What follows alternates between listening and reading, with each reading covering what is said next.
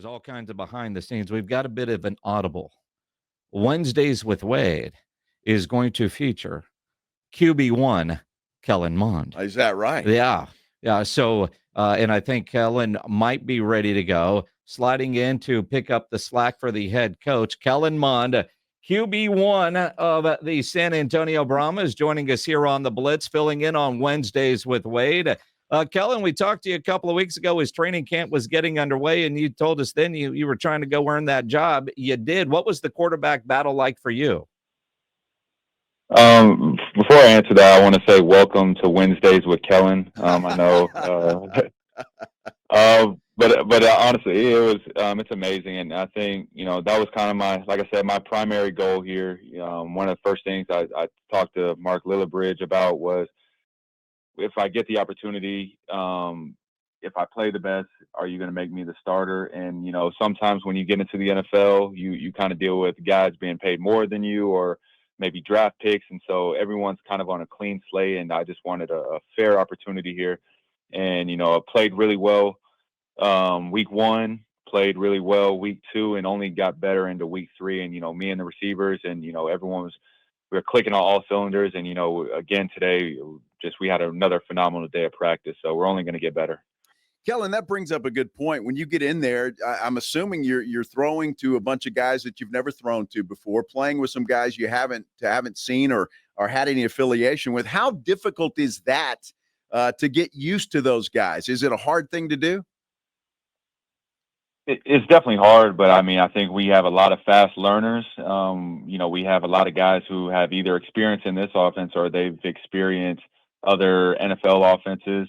And you get a lot of reps, and you correct those mistakes, and then you find ways to move on. So a lot of the stuff in our game plan we've hit really hard. We practiced, and I think we had maybe 2 balls on the ground today as an offense. Throwing the ball really accurate, guys making a lot of great catches, a lot of great reads. So all of us are doing a great job of being on the same page, and we'll be ready to go Saturday. Kellen Mond joining us here on the Blitz, filling in for Wade Phillips on Wednesdays with Wade. Now, Kellen, I think about, and we've talked about this league is great for a guy like you because you get to go play and you get those game reps. Now, things are a little different in the UFL than what you experienced with the NFL or even at Texas A&M in college because there's so much media involved in the communication. How do you practice what the games are like? Have you watched other old game tapes from the UFL, say like a year ago, just as the quarterback to get used to that? Honestly, it's not too much of an adjustment. Certain things we practice, and a lot of guys get headsets so they hear the plays, and so it's a small adjustment, but not enough to, I guess, be difficult or anything. I get, as long as I get to play in my helmet, other guys are on the same exact page, and even if we have to do maybe a little bit of over communication, obviously everyone's mic'd up. So other teams in the future hear the plays, which is somewhat of a bit different. But at the end of the day, as long as I get the play call, offensive line gets it, running backs and offense, we'll be all on the same page. Kellen, let me ask you, you've been in the NFL, you've seen the talent in the NFL. Now you're in the UFL, you've seen the talent there. We always talk a lot about that there's not a lot of difference in the two. Do you find that to be the case? Yeah, honestly, I think that's a fair assessment. I think there's going to be a lot of guys who are maybe backups in the NFL, and in 2 years, they'll be trying to get opportunities in the UFL, trying to, work their way back up into the NFL, the big league. So, so much of the league is based on, the situation you're in, the opportunity you have, timing, and even sometimes luck. And if you can put yourself in the best position by your work ethic and your discipline to be ready for when your opportunity comes, that's all you can ask for. And then you kind of just got to let the cards play out. And so all of us are real excited about the opportunity. I do think we have a lot of NFL talent, and I feel like that's one of the reasons we've been able to grasp. And you see it on the defensive side of the ball too, the way they cover, the way they swarm to the ball. It's only made us as the offense better. Kellen Mond joining us here on the Blitz. Game 1 Saturday. We talked with Wade Phillips last week, and after you were announced as the starter, he said one of the reasons you won that job is the ability to run, adding that dynamic to this Brahmas offense. Without giving away the game plan, how much running do you expect to do by design, or is it just part of if a read isn't there, you can take off and go? Yeah, I mean, I think some of it's part of a read, maybe a zone read. Uh, you know, we'll have certain things in the game plan, but I think a lot of it is being able to make the right reads whenever you're throwing the ball down the field, and then if something's not there, being able to take off. And sometimes a +1 yard gain is better than a -2. 2nd and 12 is a lot different than 2nd and 9. So I think that's really the big thing. I've had maybe one big time run, maybe every day or each every other day. And but I think it's definitely the explosive. I feel really good. I'm running extremely well right now. So yeah, I definitely look forward to showing my legs off. Yeah, I was just going to ask you too, Kellen, because I mean you've got such a good arm and a good pocket presence. The running, does that come second nature? I mean, is it just an escapability for you that you can buy some time if you need to just by moving around a little bit? Yeah, I mean, I think that's part of the pocket presence. There's a lot of guys who may not be extremely athletic or something in the NFL, but if you have great pocket presence, you have a good feel for the pocket where you're getting pressure, and just if you can make sudden movements in the pocket to give you some a quarter of a second time more to throw, then that's a huge plus for a quarterback. So I definitely think I have that, and then still being able to run and get on the edge. I used to run track back in the day, so I was running Texas track, running the 400 back in the day. So I've always been fast, and part of it's been somewhat of a critique of mine since I've been in the NFL. But sometimes just based on the offense that you're in, a lot of the West Coast offenses I've been in, you're not running zone reads. It's just not necessarily a part of, it's about getting your backs, running wide zone in certain runs. So, being in a different offensive system has allowed me to kind of express that, that type of running ability and be explosive. Kellen Mond here on the Blitz as you're talking about that. And I think about some of the NFL offenses versus when I used to watch you over at Regan High School. Does this offense feel a little bit more like back in the high school days? I don't even remember my high school days back in the day. I remember a little bit of IMG Academy and some of the stuff we were running with Kevin Sumlin, but it's definitely different from NFL systems. One of the main things is usually a lot of times in the NFL, you have a lot of plays. You know exactly where guys are going to be. There's not a lot of necessarily reading for the receiver, and that's kind of how a lot of NFL offenses operate. And then over here, it's more focused on, maybe having more of a concise game plan, maybe lesser plays, but within every play, truthfully, it can look like 10, based on a combination, it can look like 10, 15 different things. And so that's why I think the reps were so important to get with a lot of these receivers, be able to read their body language. And I think that's the biggest thing I've told the guys is, if you can express great body language, I'll be able to read you, and I'll be able to throw accurately. And if you can't, then, we're never going to be on the same page. And so we have a lot of guys who have a lot of experience in this offense or maybe advanced offenses who have done a really good job. And, like I said, we've been able to connect really well. All right, Kellen, I know the answer to this question, I think, before I ask it, knowing the competitor that you are, but how geeked up are you, man, that you actually have a real football game to play this Saturday?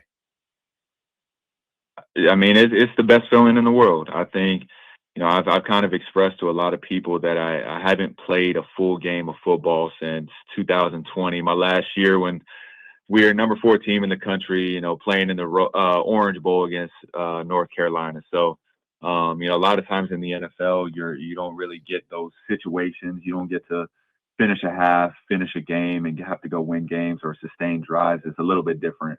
But being able to do that 4 to 5 years later, it's a blessing, and I really can't wait. So is obviously excitement, but nervous a little bit about Saturday? Nah, honestly, no. I played in front of 100,000 people. I played in 7 overtime games against LSU and scored 74 points. You've kind of been a part of some of the biggest stuff, and I think, I don't think there'll be any nerves. I think maybe just pure excitement and joy to get out there. And, a lot of times with quarterbacking and as an offense, it's about figuring out kind of like solving puzzle pieces and figure out what the defense is in, like what's their game plan. And, I think that's kind of more of the exciting part of it. But at the end of the day, just go out, execute, and trust your guys to get open and play with confidence. Kellen, you make a great point there. And I don't think people understand the value of you playing there at Kyle Field in front of 100,000 people and the pressure, just playing around those people brings, but the learning part of that as well, I would think, is invaluable. Absolutely. And I think kind of in the trajectory of where my college career went, it started off extremely rocky. And, a lot of people weren't the biggest fans of me at A&M. And, it took a long time to kind of earn that trust back from, the A&M fan base and even outsiders. But, I had one of my best years finishing off in Kyle Field. And, we ended up number 4 team in the country. And, that year I played with a lot of confidence, a lot of trust, made plays. And Jimbo kind of that year gave me the keys to the car and said, this is your team. And it felt different than in years past. And so that's what I kind of feel now. I think, it's your team. You have the keys to the car. AJ says all the time, the quarterback can see the field better than anyone. So, if it's something you see and you check a play, check it with confidence. And as long as it falls within the kind of the criteria and how we're trying to execute as an offense, go roll with it. And, we have the talent to do that. I think we have phenomenal backs and we have a lot of talent. So that's what I'm looking forward to. Kellen Mond here on the Blitz, QB1 of the San Antonio Brahmas. Confident, the maturity level, the difference in where you are versus, maybe a couple of years ago. When you think about your receivers, you mentioned your backs a couple of times. Of the receivers you're working with, who do you have the best, if this is a fair question for you, the best connection with right now? So when we're watching the game on Saturday, who do you think is your go-to guy, your security blanket, if you will? I mean, so much of it is dependent on what play we're running. And I think based on the way this offense works is, like I said, it's you have a lot of options a lot of times as a receiver, depending on the play that's called. And so based on coverage, it can be thrown to anyone. And I think we have a lot of great pieces. Justin Smith has experience in this offense. John Trey has experience in this offense. And then we add, Greg Ward, Jacob Harris is outside. And, a lot of these guys are rolling and they're now that we have over 15 to 16 practices together, we're hitting on all cylinders. And so, like I said, week 1, we were, kind of learning. Week 2 was really good. And then week 3, I felt like we kind of exploded and it's like, oh, this could be a really, really good offense. This could be a great team. And so, the defense has made us extremely good, giving us phenomenal looks. And when you go into a game and knowing that you play the best defense in practice, sometimes it could feel like, oh, wow, this is a bit easier. So, hopefully that happens this week. There's going to be certain things that the opposing team throws at us that, that maybe that we haven't seen, but, we have to make adjustments and, still go play with confidence and react. Well, Kellen, we know you can handle audibles, my friend, because you did it today flawlessly. Are you worried about your head coach, though? I'm a little worried about Wade. Is he okay? Yeah, he's good. I wanted to make sure it was Wednesdays with Kellen before it was Wednesdays with Wade. Wade is amazing. We could come up with Mondays with Mond. I mean, there. See, now, Kellen, I'm a little post game review. Yeah, absolutely. Now, we like to have fun on this show, as you know, and we thought maybe Wade heard something we were talking about earlier. See, our producer, James Pledger, started a conversation with us earlier and said, this morning in the shower, I was thinking about Wade Phillips. And I didn't hear anything after that. Have you ever thought about Wade Phillips while you were in the shower? No, but maybe that's why. Maybe he did boycott the show, and maybe there's no more Wednesdays with Wade. I'm not sure if Wade wanted to hear that. Yeah, I don't know that I wanted to hear that, to be honest with you. It was just an odd thing. I'm getting texted. I think Wade is whatever he's doing. He wants to come on at 5:30. So do we want to do that? We've just got to track him down. He might be back on in an hour if he gets lost again. He disappeared in the building. Yeah. Does he do that a lot? No, he doesn't. I mean, you see him, Mark Lillibridge comes up and talk. Wade will talk for 10 minutes in the morning and talk to us at practice.